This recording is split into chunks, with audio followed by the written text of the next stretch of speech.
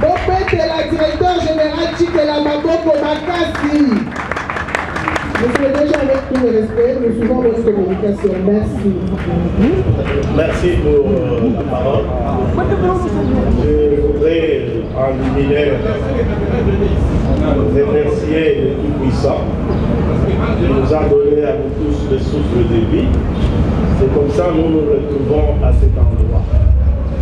Donc, nous ne pourrons que lui rendre grâce. Je voudrais aussi saluer tous les amis qui ont répondu à l'invitation de l'OBD pour cet échange. Ça montre très bien l'intérêt que vous portez au secteur de voirie que nous sommes en train de diriger. Je voudrais aussi remercier, en commençant, le directeur général adjoint qui nous accompagne. Ensemble avec lui, nous sommes en train de donner des orientations pour tout ce que nous sommes en train de faire. Mes remerciements vont aussi à tout le personnel de l'OPD et plus particulièrement à tous les directeurs. Donc je voudrais, dans cet exercice, dans mon mot d'introduction, qui va être articulé pratiquement en 3 points. Et nous allons peut-être maintenant laisser la place au jeu des questions. Je pense qu'à travers ce jeu des questions-réponses, nous pourrons avoir beaucoup de renseignements. Parce que l'OBD est pour les contrôles citoyens. Nous ne devons pas, ne pas accepter ces concepts, disons, les contrôles citoyens, parce que ça nous permet aussi de rectifier les tirs là où ça ne va pas. Alors comme je disais, dans mon mot d'introduction, je voudrais, qui sera articulé en 3 points, je voudrais commencer par vous dire quelles sont les sources de financement de l'OBD. Parce que c'est important que vous sachiez d'où l'OBD tire les moyens pour pouvoir les différents projets qui lui sont confiés. L'OBD a comme source de financement la loi des finances, qui est la source la plus importante. Deuxièmement, nous avons, c'est toujours le trésor public, nous avons le financement que nous obtenons du FONER, le Fonds d'entretien routier, et ce financement, il est dirigé particulièrement pour les travaux d'entretien. Troisièmement, nous avons aussi le financement qui provient de partenaires techniques et financiers. Ça peut être la BADEA, ça peut être la Banque mondiale, ça peut être la BAD, mais ces modes de financement interviennent ponctuellement. La plus importante des sources de financement pour nous, c'est la loi des finances, où nous avons 4 rubriques.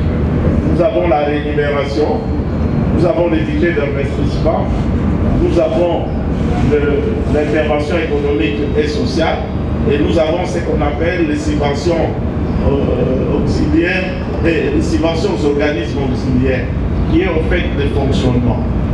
Alors quand vous regardez la loi des finances, vous allez voir que c'est seulement la rémunération qui est appliquée à 100%. Par contre, les 3 autres rubriques, parce que la rubrique la plus importante, c'est le budget d'investissement. C'est là où nous positionnons les différents projets que nous devons réaliser à travers les pays. Mais malheureusement, à ce niveau, nous avons un problème, c'est que ça fait plus de 10 ans qu'on n'accède pas à ces budgets d'investissement. Ce qui fait que ça constitue aussi un handicap.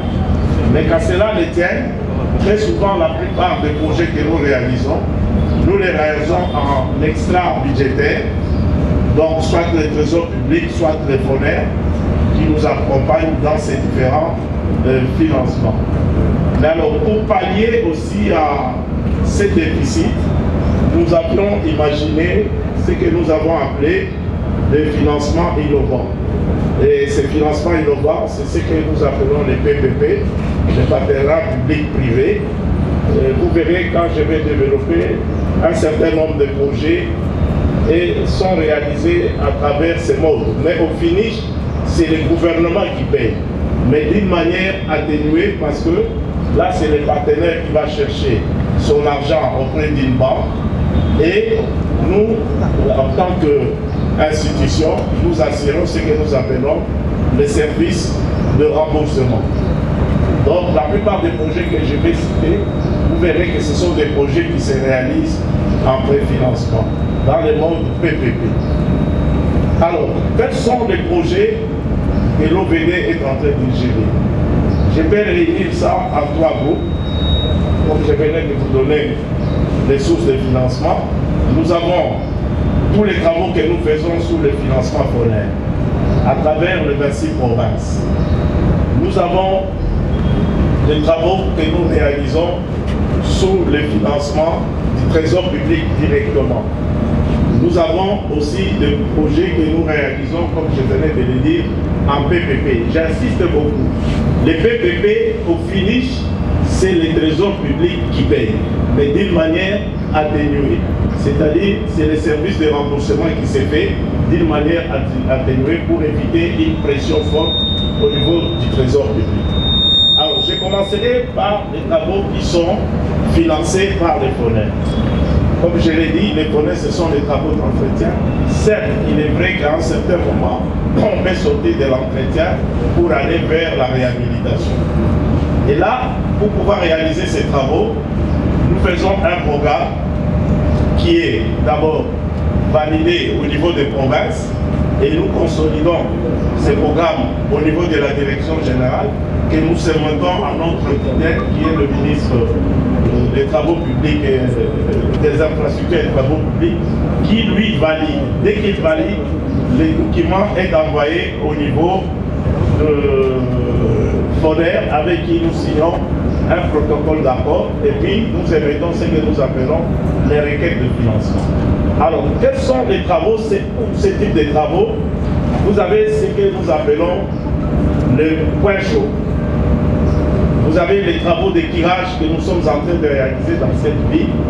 C'est financé en grande partie par le FONER, disons en totalité par le FONER. Alors, je vais vous citer quelques projets qui ont été réalisés dans le cadre de ce financement pour la ville de Kinshasa. Vous avez 14e rue, a été réalisé avec le financement FONER. Vous avez la 2e République qui a été réalisée, nous sommes en train d'y travailler avec le FONER. Vous avez aujourd'hui, peut-être beaucoup de gens ne le savent pas, nous sommes en train de réaliser avec la direction provinciale une route qui va relier Zolana avec LDK. Ça s'appelle la route Zamba-Ndali. Ceux qui connaissent Zamba-Ndali, ils peuvent aller voir. Nous sommes en train de faire les travaux de relier Zolana avec LDK. Ça, ce sont des travaux qui sont en train d'être réalisés avec le FONER. Nous avons, pour la ville de Kinshasa, nous avons aussi les travaux que nous réalisons au niveau du colonel Dia.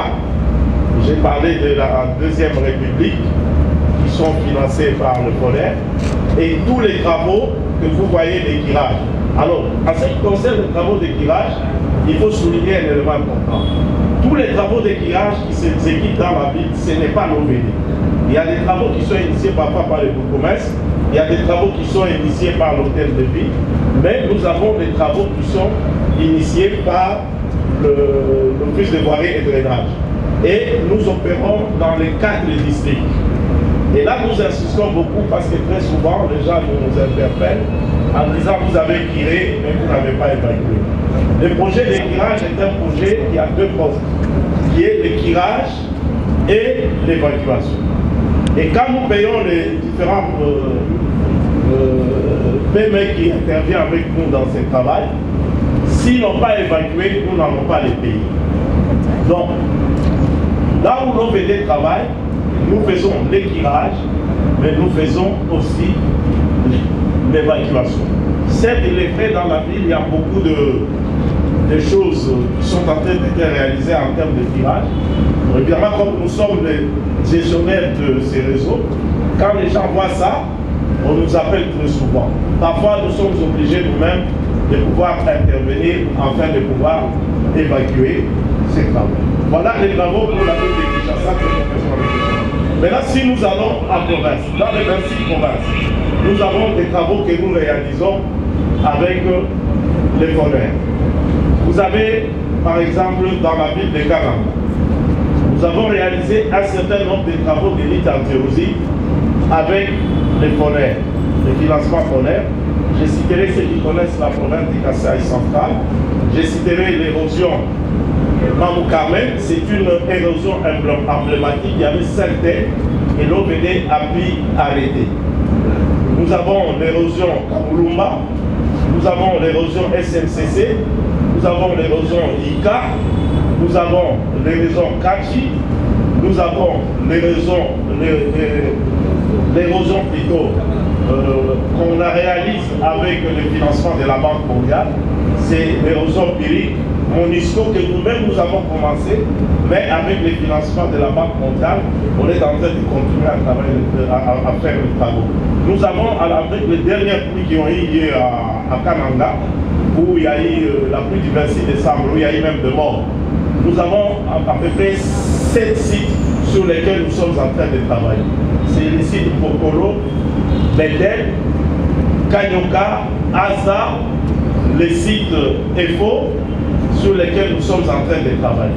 Et je tiens à souligner toujours à travers les travaux d'élite archéologique que nous sommes en train de réaliser dans les conseils centrales, nous avons, la ville de Kananga a connu une rupture en termes de desserte de l'eau.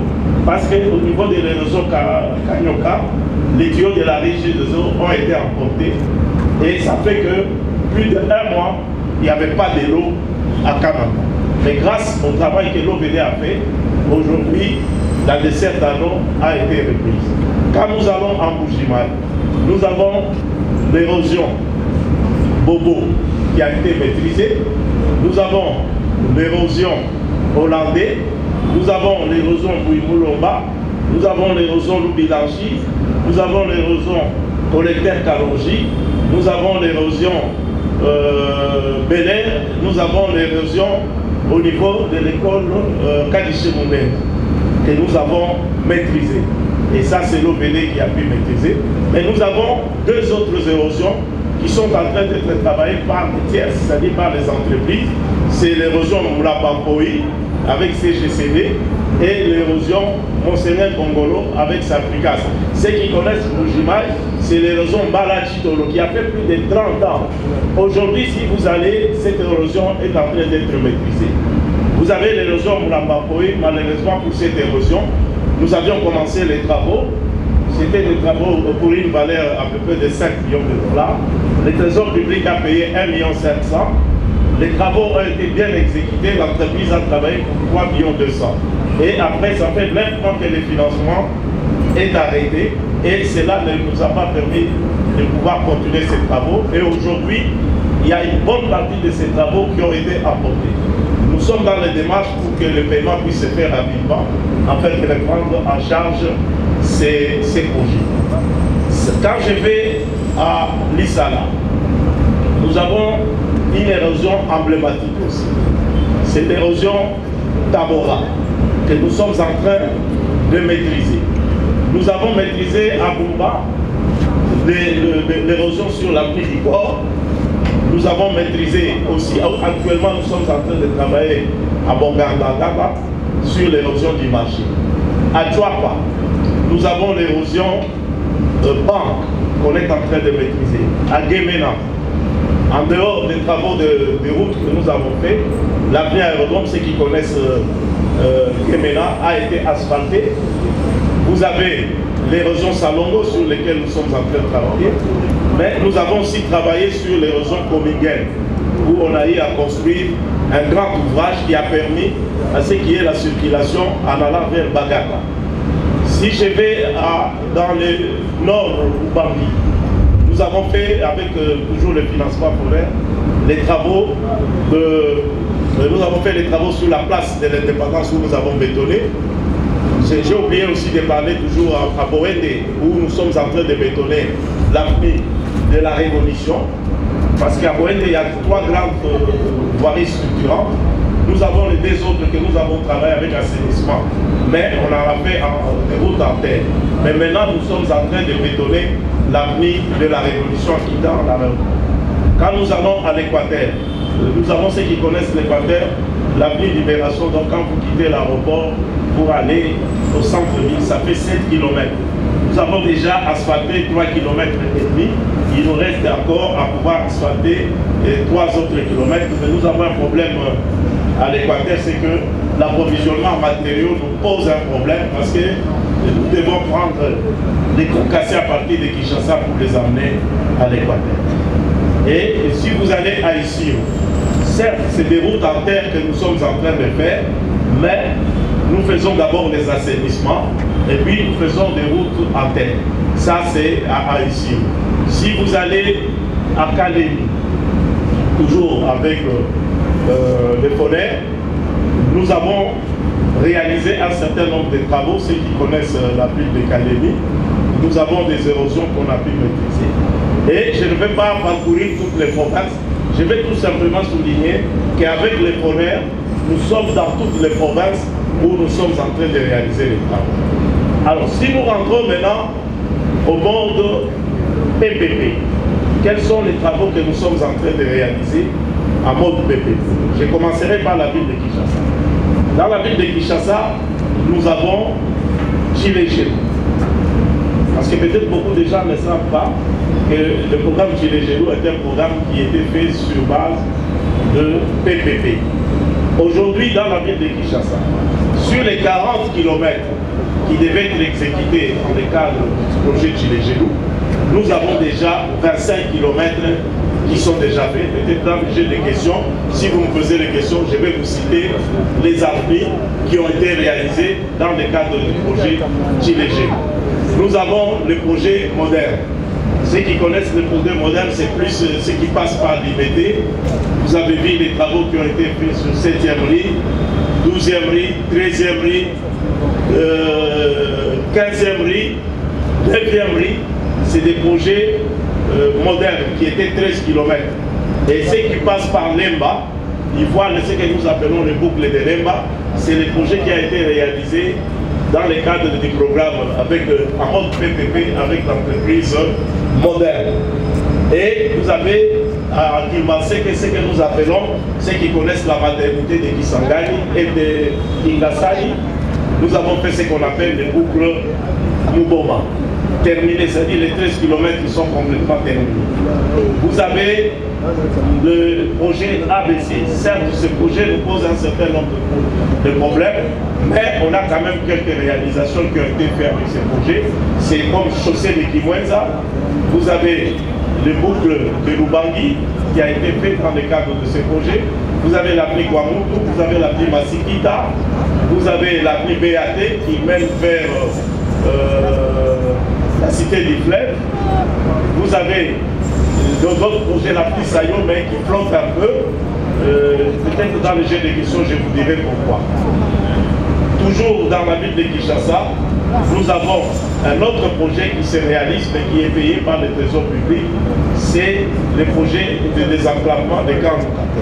Je crois que ceux qui passent par là connaissent ce qu'étaient ces projets-là.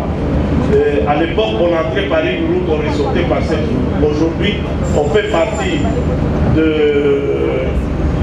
Kitambo Magasin. On prend l'avenue Ngaliema, qui est déjà asphaltée. Aujourd'hui, l'avenue Boboliko est en train d'être bétonnée. L'avenue Idongo, comme l'avenue Mbandaka. Vous avez une partie de l'avenue Kwamutu et l'avenue Vivi. Vous avez l'avenue Cimetière. Vous avez l'avenue Louis.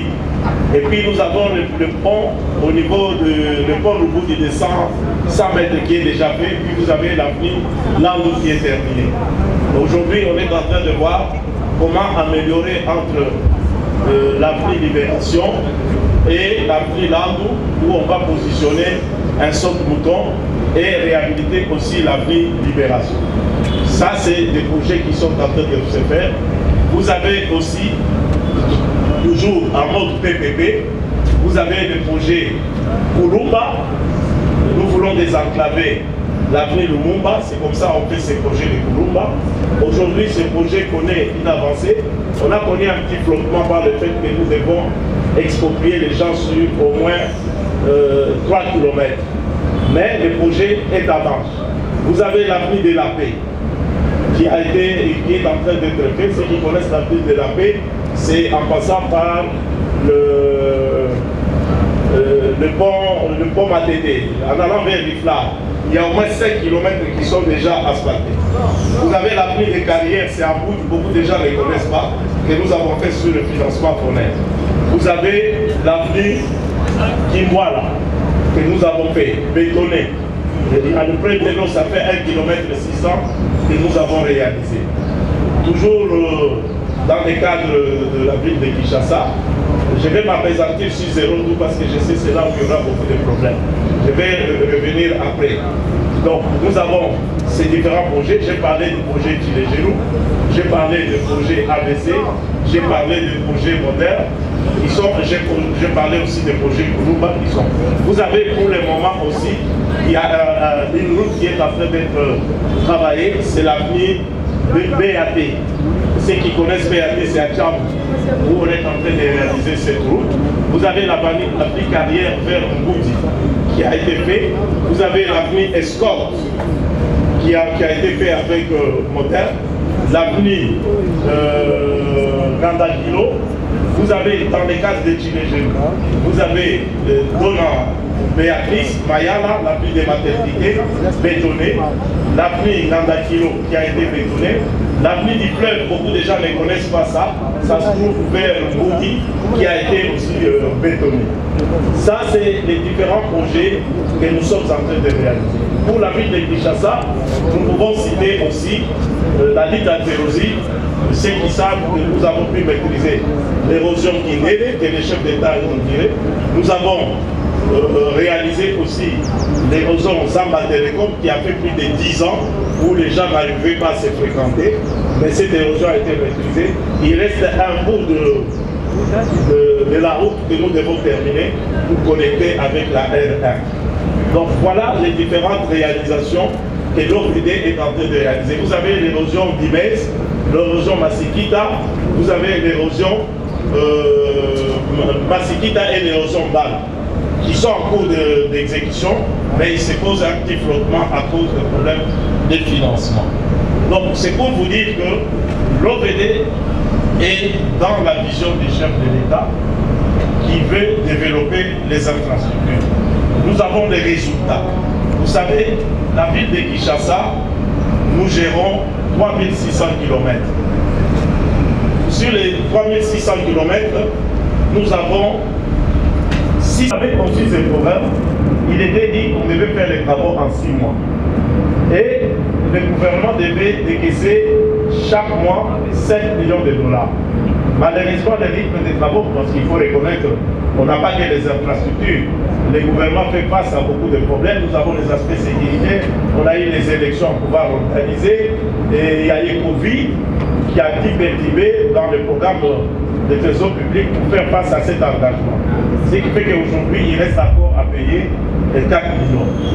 Alors, dans le deuxième lot, sur les 12 millions qui ont été payés, aujourd'hui, les travaux qui ont été exécutés, c'est des travaux de 14 millions de dollars.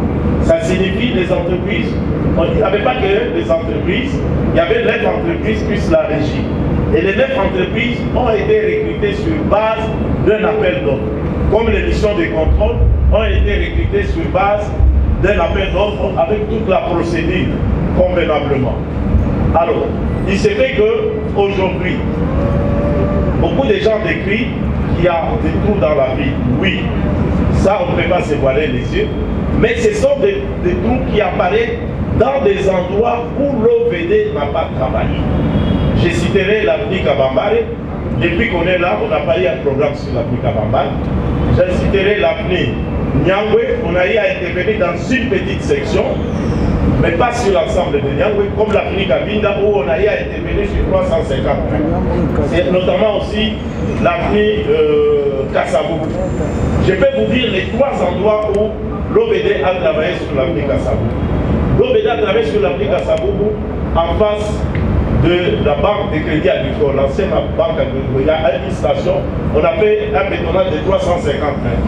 Nous avons sauté là-bas, nous sommes arrivés vers Rankadini, ceux qui se rappellent très bien. Un jour, notre ministre en pleine inspection, il était monté sur la moto pour passer sur cette route. Il faisait à peu près 450 mètres. Nous avons bétonné là. Et puis nous avons sauté, on est allé un peu vers les rails où on a bétonné encore 350 mètres. Mais qu'est-ce qui se passe? La plupart de nos routes se trouvent dans ce qu'on appelle une situation de déformation plastique. Ce sont des routes qui doivent subir en principe une réalisation totale comme gilet gelou, comme moteur. Mais quand on fait les zéro trou, c'est ce que nous appelons la réhabilitation partielle. C'est dans les sections dégradées. Donc si vous voulez juger l'OVD, il faut les juger dans les sections où l'OVD a travaillé. Mais si vous émettez des jugements sur des endroits où l'OVD n'a pas travaillé, vous direz l'OVD n'a rien fait, il y a beaucoup de trous. Certes, c'est vrai, il y a des trous, on n'a pas travaillé partout. Je vais vous le démontrer. Les zéro trous que nous avons fait ne fait que 85 km. Parce que les zéro trous concernent les routes asphaltées. Je vous ai donné le kilométrage pour les routes asphaltées, c'est 700 km dans la ville de Kinshasa. Nous avons travaillé sur 85. Si vous prenez 85, vous divisez sur 700, vous avez 12%. Ça signifie l'OVD a travaillé dans 12%. Vous, si vous sortez de chez vous et que vous entrez dans les 88%, vous direz l'OVD n'a rien fait. C'est là où nous disons qu'il faut nous juger là où nous avons travaillé. Et sur le plan des qualités, nous mettons beaucoup d'accent sur le plan de la qualité. Parce que tout ce que nous faisons, nous le faisons passer. Nous le faisons avec des missions de contrôle. Ça peut être de BTC, ça peut être des missions recrutées. Mais il y a une deuxième manière de certifier les travaux, c'est les laboratoires. Quand le laboratoire passe et agrée, il dit que c'est bon. Bon, vous allez voir des visites, vous dites non, non, venez là. Mais qu'est-ce qui se passe avec les zéros? Je donne un exemple. L'avenue Bangala. L'avenue Bangala, les zéros trous concernaient deux grands trous qui étaient là. Ceux qui avaient l'habitude de passer sur cette route peuvent se rappeler qu'il y avait deux grands trous. Et quand nous avons travaillé dans zéro trou, nous avons travaillé sur ces deux grands trous. Jusqu'aujourd'hui, le problème ne se pose pas. Mais il y a des trous qui ont apparu. Quand vous avancez un peu, vous allez voir, il y a un petit qui lave le véhicule là. Et ces petits, en avant des véhicules, l'eau avec l'asphalte ne s'en tient pas. Il y a des trous qui ont apparu. Les gens qui vont voir, ils vont croire que l'OVD n'a rien fait. Mais ce sont des trous qui sont apparus ailleurs que là où l'OVD a travaillé. C'est tout à fait normal. Ça nous concerne, c'est notre gestion. Ce qui est vrai. Mais nous demandons à ce que de nous juger là où nous avons travaillé. Les sections, nous avons les schémas linéaires. Ceux qui veulent, ils peuvent contacter le directeur provincial parce que c'est un projet qui était géré par la direction provinciale. On peut leur montrer